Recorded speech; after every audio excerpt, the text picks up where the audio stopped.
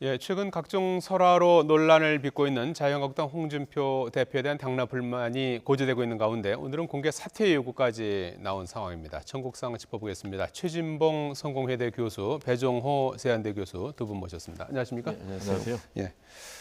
자, 지금 홍준표 대표가 최근 남북 정상회담과 관련한 발언 때문에 곤혹스러운 그 상황에 처해 있는 것 같은데요. 어떤 발언들이 그동안 좀 논란이 되고 있는 겁니까? 이제 방금 말씀하신 대로 4.27 남북 정상회담 직후에 평가를 하는 데 있어서 남북이 합작으로 위장 평화 쇼를 하고 있다. 네. 이렇게 매우 이제 극단적인 얘기를 했고요. 예. 그리고 또 두 번째로는 세상이 미쳐가고 있다. 이대로 간다면은 김정은 대통령이 나타날 수도 있을 것 같다. 예. 이렇게 얘기를 했고요. 그리고 또 최근에 창원에서 필승 결의대회를 했는데 그때 당시에 민중당 등 그리고 일부 시민들이 피켓 시위를 벌이니까 예. 창원에는 빨갱이가 많다. 이런 얘기까지 했거든요. 근데 이제 문제는 정치인이라는 사람들은 결국 이제 말로 하는 것 아니겠습니까? 예. 그 말이라는 것이 정치인의 사고, 인식 이런 것을 나타내는데 이런 이제 홍준표 대표의 말을 들어보면은 여전히 과거에 냉전적 그런 사고를 갖고 있지 않나 예. 좀 이런 생각이 들고요. 어쨌든 간에 이번에 그 남북 정상회담에 대해서는 국민의 80% 이상이 잘했다라고 평가를 해줬지 않습니까? 그리고 또 보수에서도 대략 60% 이상이 잘했다라는 이제 그런 평가를 했는데 이 부분에 대해서 홍준표 대표가 계속 깎아내리니까 지금 자유한국당 내에서도 문제가 많이 제기되고 있고 그래서 일반적인 국민의 정서하고는 상당히 좀 괴리감이 있지 않나 이런 지적을 받고 있는 그런 상황입니다. 최근에 설화를 빚었던 자유한국당 홍준표 대표의 발언들을 모아봤는데요. 잠깐 보시겠습니다. 되지도 않은 북핵 폐기를 다 된 것처럼 선전하고 국민을 선동하고 포악한 독재자가 한 번 웃었다고 신뢰도가 77%까지 올라오고 다음 대통령은 아마 김정은이가 될란가 모르겠다. 창원에는 빨갱이가 좀 있지. 내가 그 이야기를 했어.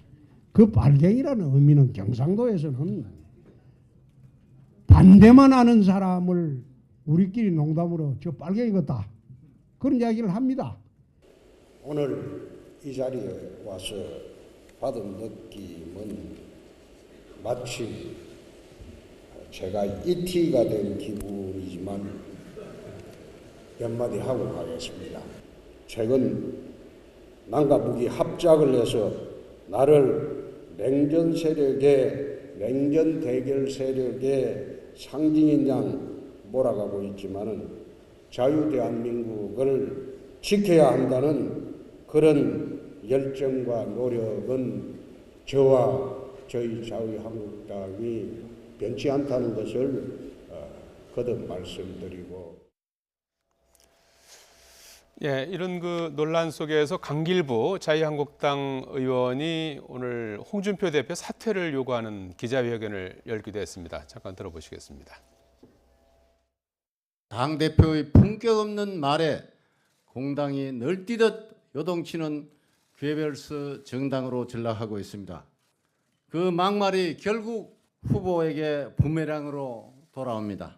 당대표가 지방선거에 지원 유세를 올까봐 걱정하는 상황마저 벌어지고 있습니다. 국민 정서와 동떨어진 언행으로 당의 위상은 끝없이 추락하고 있습니다. 홍준표 대표께 고언을 드립니다. 당 대표직에서 물러나 주십시오. 예, 강길부 의원은 울산 지역 국회의원이죠. 그렇습니다. 예, 4선 중진인데요. 예. 이 홍 대표의 사퇴를 오늘 요구하는 기자회견을 열었는데 순전히 막말 때문입니까? 꼭 그렇게 보긴 어려운 부분도 있습니다. 예. 그러니까 홍준표 대표는 또 뭐라고 얘기했냐면 예. 이 그 강길부 의원이 본인이 밀고 있는 예비 후보, 이제 울주 군수 후보로 예. 한동영 예비 후보를 전략 공천해달라고 요청을 했고 예. 그게 당에서 안 받아들여 주니까 아. 그거에 문제를 삼고 나가겠다고 지금 얘기한다 이렇게 지금 주장을 하고 있고요. 예, 내부 사정이 있군요. 예, 그렇죠. 예. 강길부 의원은 또 그렇게 얘기하지 않고 지금 홍준표 대표의 저런 발언들이 결국은 당 전체를 좀 어렵게 만드는 거니까 예. 홍준표 대표가 사퇴하세요 이렇게 얘기하는데 서로가 서로 의견이 좀 다른 부분이 있어요. 그러나 어쨌든 출발점은 울주군 당협위원장이거든요. 강길부 의원이.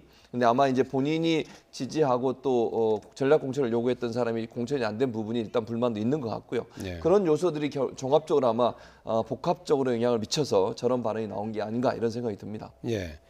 이 강길부 의원 외에도 한국당 소속의 공재광 평택시장 후보도 홍 대표의 사퇴를 촉구했다면서요? 그렇습니다. 여기도 뭐 비슷한 맥락인가요? 그런 맥락도 있고요. 예. 이제 사실은 여기는 조금 그래도 지금 강길부 의원보다는 예. 조금 약한, 그러니까 다시 말씀드리면 홍준표 대표의 어떤 발언에 대해서 좀 더 문제를 제기하는 쪽이라고 저는 예. 보여집니다. 왜냐하면 지금 한국당 같은 경우에는 지방선거에 나온 후보들이요 엄청나게 지금 곤란한 상황에 처해 있습니다. 예. 그러니까 왜냐하면 지방선거에 나온 후보들 같은 경우는 당선이 돼야 되는 게 가장 중요하지 않겠습니까? 그렇습니다. 그런데 당 대표가 지금 말씀하시는 내용을 보면 아까도 뭐 앞서도 우리가 다 봤습니다만 자극적이고 좀 우리가 일반적으로 국민의 정서나 여론하고 좀 동떨어진 발언들을 하시잖아요. 선거운동에 도움이 안 된다. 안 되는 거죠. 이렇게 그러면 보는 건가요? 당선에도 악영향을 미칠 수밖에 없는 요소고 이런 요소들이 결국은 영향을 미쳐서 홍준표 대표에 대한 어떤 뭐랄까 태도의 변화를 요구하는 것이고 뭐 적극적으로 나가라까지 얘기 못하더라도 발언에 좀 신중을 기해달라. 그리고 당의 구호도 좀 바꿔달라. 이런 요소들이 지금 이런 얘기들이 본물터지에 터지고 있는 상황입니다. 예. 선거 현장에서 뛰고 있는 사람들 입장에서는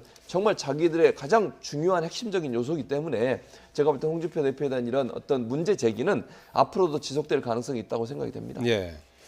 자, 현장에서 뭐 선거에 도움이 안 되는 이제 발언들을 의식해서 이제 이런 기자회견도 하고 뭐 사퇴하라는 요청도 나오고 하는데 일부 지역에서는 홍준표 마케팅을 펼치는 것도 별로 없고 오히려 홍 대표의 지원 유세를 꺼리는 분위기도 나타나고 있다고 해요. 지금 이제 방금도 언급이 됐지만은 홍준표 대표 같은 경우는 지금 후보들이 기피를 하고 있습니다. 예. 지금 문재인 대통령을 여당에서는 적극 마케팅하고 있는 그런 양상과는 이제 정반대인데 한마디로 강길부 의원도 지적을 했지만 홍준표 대표의 막말 예. 그리고 품격 없는 언행이 국민들의 정서하고 동떨어져 있다. 예. 그러다 보니까 당에 부정적인 영향을 미치고 더 나아가서는 후보들에게까지 부정적인 영향을 미친다. 예. 그래서 상당 부분 내부에서 홍준표 대표가 유세 현장에 오지 않았으면 좋겠다라는 이제 그런 여론이 형성이 돼 있다는 얘기거든요. 예. 그래서 실제로 지금 이게 상당히 심각한 부분이 기초단체장들 사이에서만 있는 것이 아니고 지금 광역단체장 후보들 사이에서도 있거든요. 예. 지금 이제 김문수 서울시장 후보 같은 경우는 이제 굉장히 극우적인 그런 행보를 보이고 있는데 이 김문수 서울시장 후보조차도 홍준표 대표를 중심으로 했던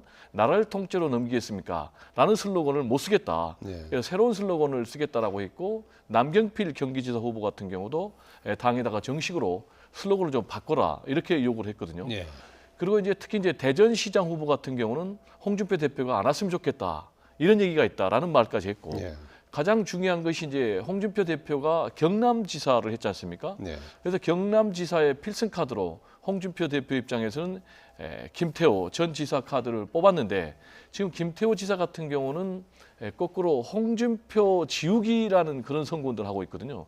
이게 무슨 얘기냐면은 지금 당명이라든지 예. 당 로고가 다 없는 그냥 단순히 이제 빨간 소를 입고 선거운동을 하고 있고 지금 이제 홍준표 대표 그렇군요. 같은 경우 이제 예. 경남지사 하면서 무상급식을 폐지해서 굉장히 문제가 됐는데 예. 오히려 지금 김태호 후보 같은 경우는 무상급식을 전면적으로 확대하겠다 이런 선거운동을 내보내고 있단 말이죠. 예. 이런 걸로 볼 때 지금 홍준표 대표의 리더십이 굉장히 심각한 위기에 봉착했다 이런 말씀 좀 드리고 싶습니다. 어떻게 해결해야 된다고 보십니까? 지금 이제 홍준표 대표의 리더십은 예. 제가 볼 때는 기본적으로 리더십이 아니고 헤드십이라고 보여집니다. 예. 헤드십과 리더십이 혼동하기 큰 차이가 있는 게 헤드십은 직이나 직권을 가지고 강압적으로 하는 것이 헤드십이고 예. 리더십은 이제 자발적으로 따라와야 되는데 그런 부분들이 좀 부족해 보이고요. 기본적으로는 제가 볼 때는 홍준표 대표가 이런 문제 제기에 대해서 겸허하게 수용을 해야 됩니다. 예. 그리고 문제 제기하는 그런 당내 분들과 예. 격의 없이 소통을 해서 새로운 당의 미래를 찾는 예. 그런 공약수를 만들어내지 않고는 예. 지방선거를 앞두고 내내 이런 당내 분란이 계속될 것으로 예. 그렇게 전망이 됩니다. 자, 이 홍준표 대표의 이제 그 논란 발언에 대한 어떤 논란에 이어서 김성태 원내대표는 오늘부터 무기한 단식 투쟁에 들어갔어요. 그렇습니다. 예. 아무래도 이제 국회 정상화를 내걸고 지금 무기한 단식에 드루킹, 들어간 겁니다. 드루킹 특검을 사건. 요구하는 예, 맞습니다. 거죠? 그래서 예. 사실 이제 드루킹 특검이 사실 남북 정상회담 이후에 예. 그 이슈가 상당히 좀 이슈가 좀 줄어든 부분이 있어요. 그러다 보니까 이걸 이슈를 다시 띄우려는 저는 의도라고 보여지는데 아무래도 이제 예전에 그 남북 정상회담 전까지만 해도 드루킹 이슈가 사회적 이슈가 돼가지고 그 이슈를 통해서 자유한국당이 일정 부분 지지를 회복해 보려는 시도를 하고 그 문제를 강하게 압박을 하고 이슈화를 했었죠. 그런데 남북 정상회담 이후에 한반도의 평화 정착, 또 남북 정상회담의 결과, 성과, 또 북미 정상회담에 대한 기대감 이런 부분들이 여론을 뒤엎기 시작하면서 예. 결국은 지금 이제 드루킹 사건이 좀 뒤로 후순위로 밀리는 이런 상황이 되다 보니까 한국당 입장에서는 다시 불씨를 살리기 위해서 뭔가 행동을 해야 되는 상황이 됐고 그것이 그런 김성태 원내대표가 단식 투쟁을 하겠다고 나선 게 아닌가 이런 생각이 듭니다. 결국 정치적으로 드루킹 사건을 좀 부각시켜서 지방선거에서 보수층을 다시 결집해 보려고 하는 자유한국당의 전략 중에 하나다. 이렇게 이해할 수 있을 것 같습니다. 민주당이 오늘 그 판문점 선언 비준 동의안 예.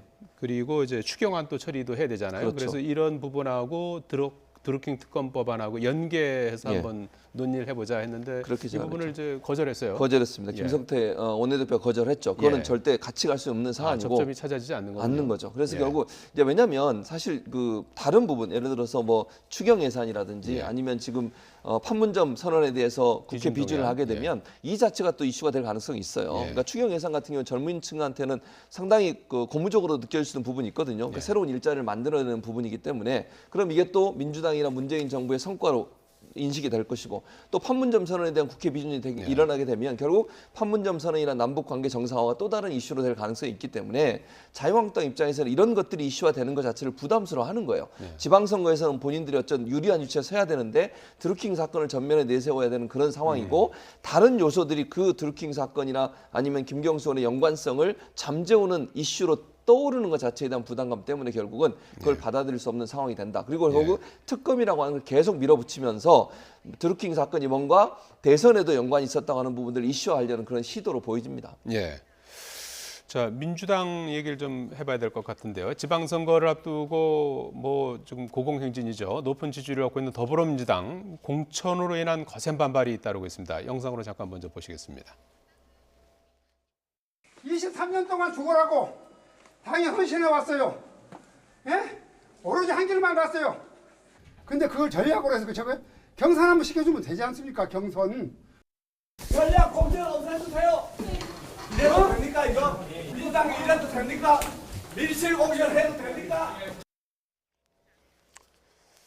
자, 이 더불어민주당은 지지율이 굉장히 높은 그런 상황에서 이제 공천을 받으면 뭐 당선 가능성이 굉장히 높아지면서 공천 잡음이 계속 잇따르고 있는 것 같아요.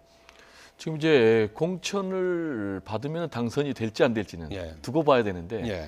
지금 남북 정상회담 예. 그리고 또 북미 정상회담이 또 순조롭게 진행될 것 같은 이런 흐름 속에서 문재인 대통령이 고공 지지율 또 민주당이 고공 지지율을 보이고 있거든요. 그러니까 현재 아무래도 민주당 공천을 받으면은 당선 가능성이 높다라는 이제 그런 인식이 팽배한 그런 상황이거든요. 예.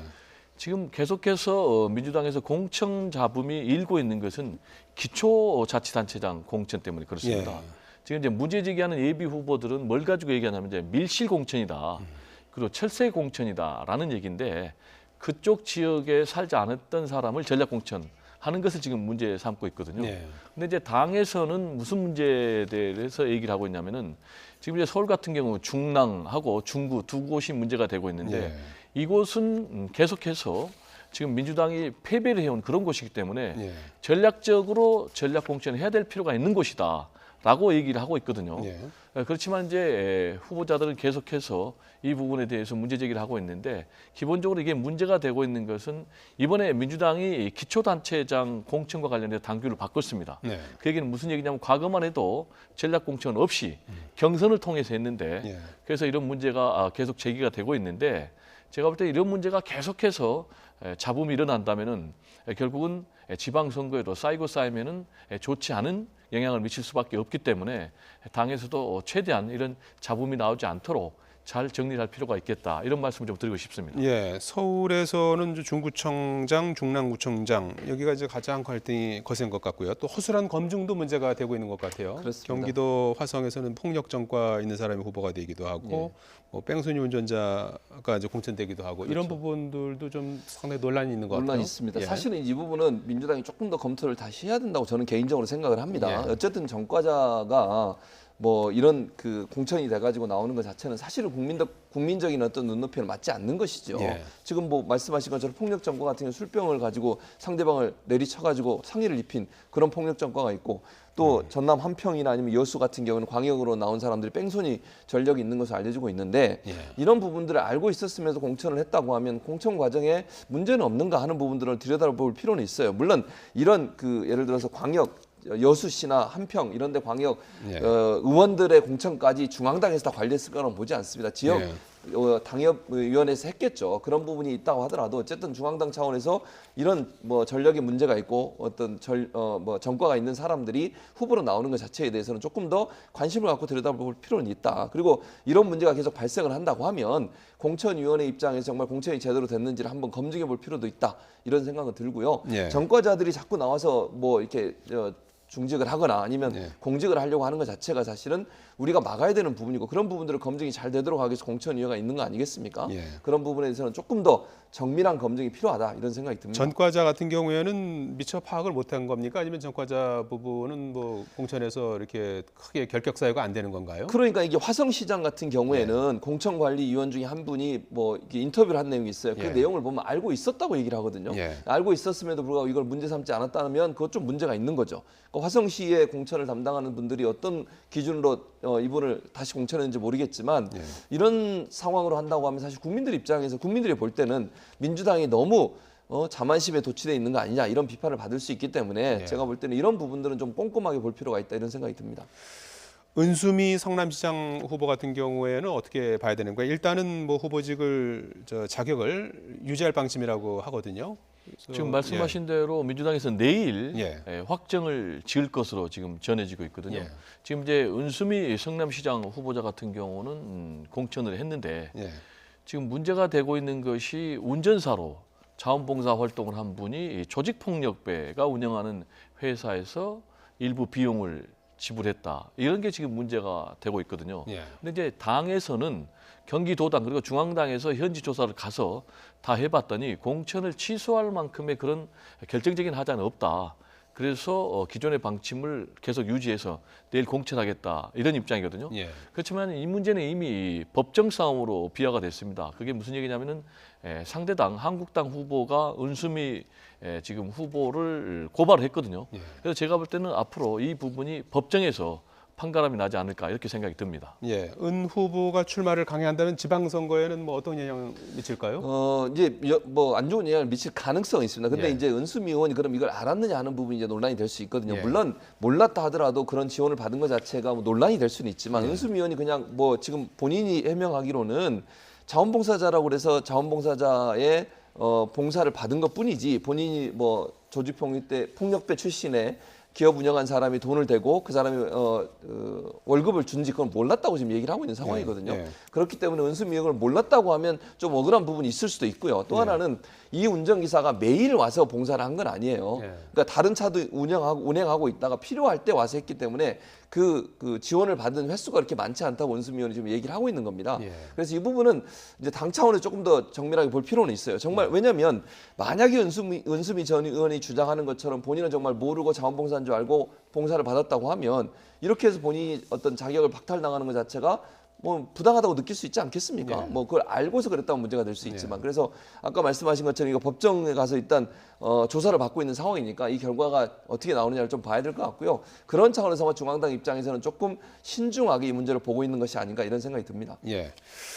자, 시간이 뭐 다 됐어요.